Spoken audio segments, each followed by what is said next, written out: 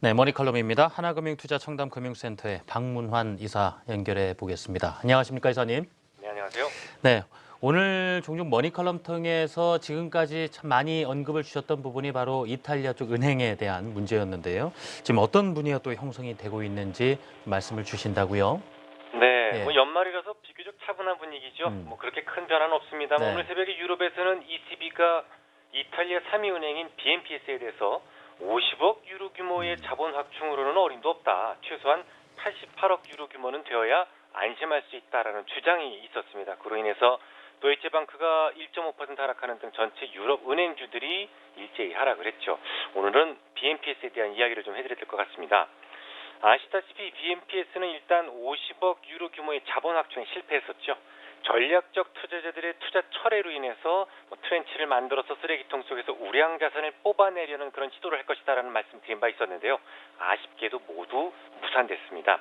결국 이탈리아 정부는 기다렸다가 200억 유로 규모의 구제금융 투입을 결정하게 됐고요. 이제 EU 승인을 앞두고 있습니다. 그런데 말이죠. 이 서로 간의 이야기는 어느 정도 오갔습니다. 그럼에도 불구하고 EU에서는 승인이 된 건지 아닌 건지 이런 특별한 결정을 안 하고 있습니다. 유보하고 있습니다. 자초지종을 좀 더 설명을 드리죠.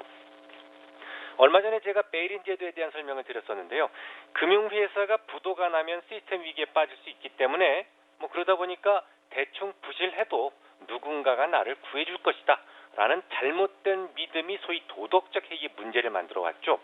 결국은 고민 끝에 EU에서는 베일인 제도를 만들어서 금융사들의 도덕적 해이를 차단하자 그런 시도를 하게 됩니다. 이 베일인이라고 하는 것은 금융회사에서 문제가 생기면 어떤 자금을 우선적으로 투입을 할 것인지에 대한 우선순위를 정한 것이 바로 베일인 제도라고 볼 수가 있겠습니다. 가장 먼저 그 금융사에 투자한 주주가 물론 손해를 보겠죠. 그 다음에는 이제 후순위채에 대한 투자를 한 사람이 손해를 보고 그 다음 선순위채 그래도 부족하면 심지어 그 은행에 예치되어 있는 예금까지도 손해를 보게 한 다음에 그래도 모자라는 돈이 있을 경우에만 공적 구제자금을 투입하자라는 것이 최초 베일인의 취지였습니다. 매우 근사한 계획입니다만 베일인에 대한 합의 첫 해부터 BNPS로 인해서 그 취지가 심각하게 삐걱이기 시작을 했던 것이죠. 좀 더 설명을 드리기 전에 투자한 돈과 빌려준 돈의 차이를 먼저 좀 설명을 드리도록 하죠. 박건재라는 사람이 친구와 치킨집을 하기로 하고 1억 원을 투입했다고 해보죠. 그런데 그 치킨집이 망했다면 박건재는 그 1억 원에 대한 청구권이 없습니다. 이유는 투자를 했기 때문이죠.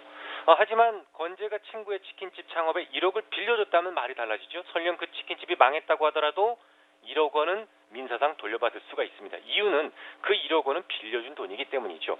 앞서 설명을 드렸던 베일인 제도는 채권이나 혹은 심지어 예금까지도 공적 자금 투입에 우선해서 희생돼야 된다는 점이 문제였는데요. 이 주식에 투자한 사람이야 별로 문제가 없겠지만 불만도 없겠지만 채권은 다르지 않겠습니까? 투자의 개념보다는 돈을 빌려준 개념이 강하기 때문에 채권마저도 희생물이 되어야 된다는 점에 대해서는 다소간의 조정이 필요하다는 주장을 이탈리아 정부는 끊임없이 했던 것이고요. 이탈리아가 그런 주장을 했던 데는 그만한 이유도 사실은 있었습니다. 이탈리아는 살짝 미국식 자본 구조를 닮아있기 때문인데요.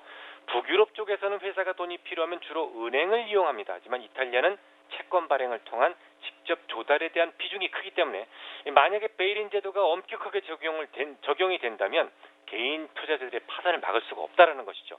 북유럽 국가들에 비해서 개인 투자자들에 대한 손실이 월등하게 클 수밖에 없는 나라가 바로 이탈리아라는 얘기가 되겠습니다. 아시다시피 유럽은 바야흐로 포퓰리즘을 앞세워서 극단주의가 세력을 키우기 시작을 했고 이것은 EU 존속에 대한 중대한 도전이 되고 있는 마당에서 이 정당한 투자가 아닌 채권이나 혹은 심지어 예금까지도 개인 투자자들에게 손실을 강제한다. 이런 방식이 과연 탈유로의 도화선이 될 수가 있지 않을까라는 생각을 하게 된 겁니다. 결국은 EU 집행위에서도 기존 취지의 원칙을 모든 나라에 그대로 고수하기는 어렵다는 판단을 하긴 이르렀고 일정 부분 받아들이기로 한 겁니다. 하지만 여기서 살짝 문제가 됐던 부분이 또 있습니다. 바로 선순위채와 후순위채인데요. 선순위채는 좀 더 순수한 채권의 의미를 분명히 담고 있습니다. 그냥 무조건 빌려준 돈이죠. 하지만 후순위채는요. 이게 정상적인 채권 금리보다 더 받기 위해서 위험을 감수하겠다라는 의지가 담긴 채권이기 때문에 이게 순수하게 돈을 빌려준 건 아니다. 일부 투자로 봐야 된다라는 점에서 BNPS에 대한 구제금융을 시작할 때 주식에 투자한 사람과 더불어서 후순위채까지는 투자한 자금에 대해서 손실을 부담시켜야 된다라는 방침을 밝히게 된 것이죠. 하지만 글쎄요, 후순위 채권도 엄연히 명찰은 채권의 명찰을 달고 있습니다. 결국은 기관 투자자들이 투자한 후순위채는 손실을 부담을 하되 개인 투자자들이 투자한 그 후순위채만큼은 선순위채와 교환해주자라는 중재안을 제시하기에 이르렀고요.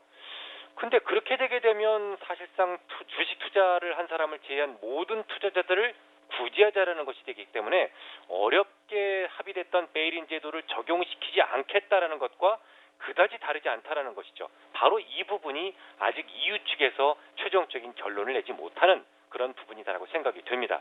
자, 그럼 우리 진중하게 생각을 한번 해보도록 하죠. 만약 이탈리아 정부의 주장대로 그대로 받아들인다면 이건 이제 곧 형평성에 문제가 생길 수가 있겠습니다. 지금 유럽에서 문제은행이 어디 BNPS 하나뿐이겠습니까? 앞으로 다른 국가들에서도 비슷한 문제가 나타나게 됐을 때 누구 내주고 누구는 안 해준다. 뭐 이런 불만이 생길 수도 있고요. 그리고 하나둘 예외 규정을 적용하다 보면 금융시장의 안정을 위해서 어렵게 합의를 봤던 베일인 제도는 깨질 가능성이 있습니다. 바로 그런 점을 들어서 독일에서는 강력한 반대 의사를 분명하게 하고 있습니다. 이 카르스텐 슈나이드 독일 분데스탁 금융위원회 의원은 이탈리아 BNPS의 구제가 EU 규정을 악화시킬 것이다. 그리고 다른 은행이 EU 규정을 피해갈 때 활용되는 선례를 남길 가능성이 높다라고 주장하면서 심지어 그 BNPS는 이미 문을 닫았어야 되는 거 아닌가요? 뭐 이런 말을 하기도 했습니다. 대략 감이 잡히시죠? 뭐가 문제인지 감이 잡히시죠? 가장 큰 문제는 개인 투자자들에게 베일인을 적용시킬 수 있을지 여부입니다. 이게 좀 나라마다 다르거든요. BNPS의 주식에 투자한 투자자들이야 어쩔 도리가 없겠지만 만약에 채권까지도 희생물로 삼겠다면 탈유로 운동에 휘발유를 끼얹는 셈이 될 것이고요.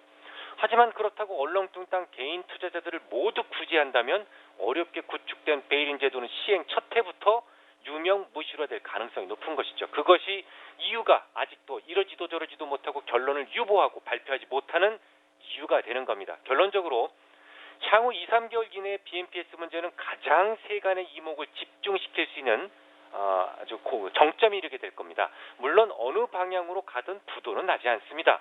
결국은 EU가 최종적인 어떤 그 가이드의 역할을 할 수밖에 없으니까요. 하지만 어느 방향으로 결론이 나든 시장이 안도할 수 있는 완벽한 해결책은 없다는 것이 문제입니다. 네, 알겠습니다. 일단 단기적으로도 계속 좀 불확실성에 노출될 가능성이 큰 분위기 좀 읽어주셨고요. 자, 지금까지 하나금융투자청담금융센터의 박문환 이사였습니다. 말씀 잘 들었습니다.